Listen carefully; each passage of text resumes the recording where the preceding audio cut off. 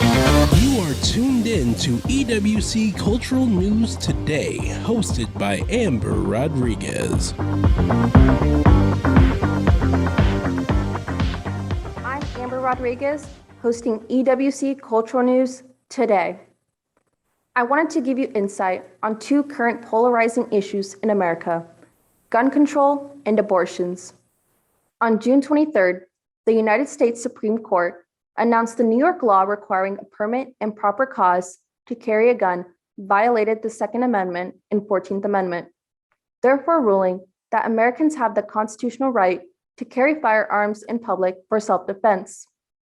The next day, June 24th, the Supreme Court reversed the ruling for Roe v. Wade, a legal case made 49 years ago, holding a woman's constitutional right of choice for an abortion without excessive government restriction. The recent decisions of the Supreme Court this week have sparked a debate about constitutional rights for Americans, and many across the nation are wondering, why does a gun have more control than a woman's body? But the overturning of Roe v. Wade does not only pertain to cisgender women. It is an overarching human rights issue for all: children, men, people with disabilities, the LGBTQ community, Black, Indigenous, and people of color. Everyone. The gun violence issue also pertains to everyone. Both issues have one thing in common: safety, especially for our future generations. According to Pew Research Center, 45,222 people died from gun-related injuries in the United States in 2020. More Americans died of gun-related injuries in 2020 than any other year on record, according to recently published statistics from the Centers for Disease Control and Prevention, the CDC. Let's take a look at an infographic by Pew Research Center showing data of gun death rates across the nation in 2020. States with these high numbers in gun-related deaths coincide with the states that implement weaker gun laws. Now let's take a look at an infographic by CNN showing the data of gun ownership laws. The data provided by Everytown for Gun Safety determined a composite score for each state by ranking the overall strength of gun laws by analyzing 50 different policies. Now put these numbers into a reality check of recent events. On May 14th, an 18-year-old white gunman killed 10 Black people at a supermarket in Buffalo, New York. According to AP News, authorities described the massacre as racially motivated violent extremism. Police said he shot 11 Black and 2 white victims before surrendering to authorities in a rampage he broadcast live on the streaming platform Twitch. The next day, May 15th, a gunman killed 1 person and wounded 5 others at a Taiwanese American church luncheon in Laguna Woods, California. Authorities said the gunman was a Chinese immigrant motivated by hate for Taiwanese people, according to AP News. On May 24th, a gunman killed 19 children and 2 adults at Robb Elementary School in Uvalde County.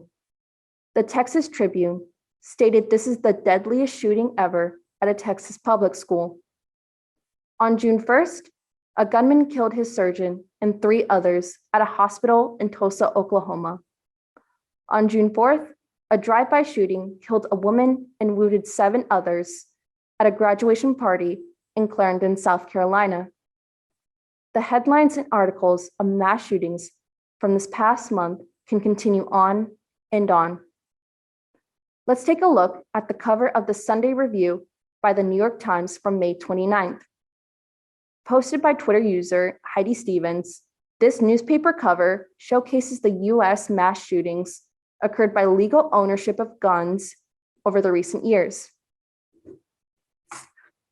People across the US are concerned about gun violence and regulation laws because recent events showcase how mass shootings can happen to anyone, anytime, and anywhere. Maya Cerrillo is a 4th grader who survived the mass shooting at the elementary school in Uvalde County. She shared with lawmakers her story of how she watched a teacher get shot in the head in a video testimony on the nation's gun violence. Let's watch a clip of her video testimony reported by AP News.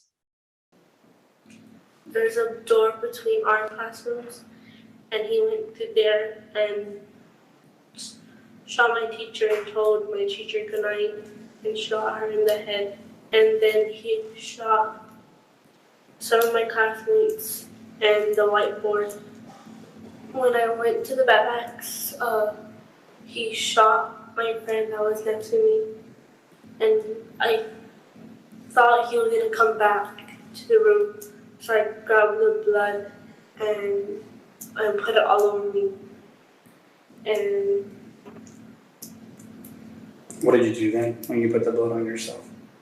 just stay quiet, and then I got my teacher's phone and called 911. And what did you tell 911? I told her that we need help and to send the police in our classroom. If there was something that you want people to know about that day and about you, right? Or things that you want different, what would it be? To have security. Do you feel safe at school? Why not? Because I don't want it to happen again. And you think it's going to happen again? Maya is 11 years old, and she witnessed death right in front of her eyes by a gun. She wants security and stated, "I don't want this to happen again." On June 25th, President Biden signed a bipartisan gun safety bill, marking almost 30 years to updating the nation's gun laws. According to AP News, the legislation will toughen background checks for the youngest gun buyers, keep firearms from more domestic violence offenders, and help states put in place red flag laws that make it easier for authorities to take weapons away from people adjudged to be dangerous. Biden stated before signing the bill, "While this bill doesn't do everything I want, it does include actions I've long called for that are going to save lives." The gun violence issue isn't over because 2 days earlier, the Supreme Court stated the constitutional right to carry a handgun in public for self-defense. There are two opposite directions of gun regulation debate by the Supreme Court and Congress. And the next day, the Supreme Court removed the constitutional right of an abortion, reversing back 49 years. Maya Sarillo, the 11-year-old Uvalde school shooting survivor, and also many other young people are in the age range of puberty. She is a child that could have the ability to bear a child. The overturning of Roe versus Wade would prevent this young generation from obtaining healthcare needs. And yet these children may not be guaranteed their lives from gun violence. Next week, we will continue this segment by diving into the latest topic of Roe versus Wade. I'm Amber Rodriguez, your host for EWC Cultural News Today, and this is the Safety for Our Future Generations. You've been listening to EWC Cultural News Today, hosted by Amber Rodriguez. If you'd like to make suggestions, email us at ewcfacts@gmail.com. That's ewcfacts@gmail.com. This has been an EWC Communication production.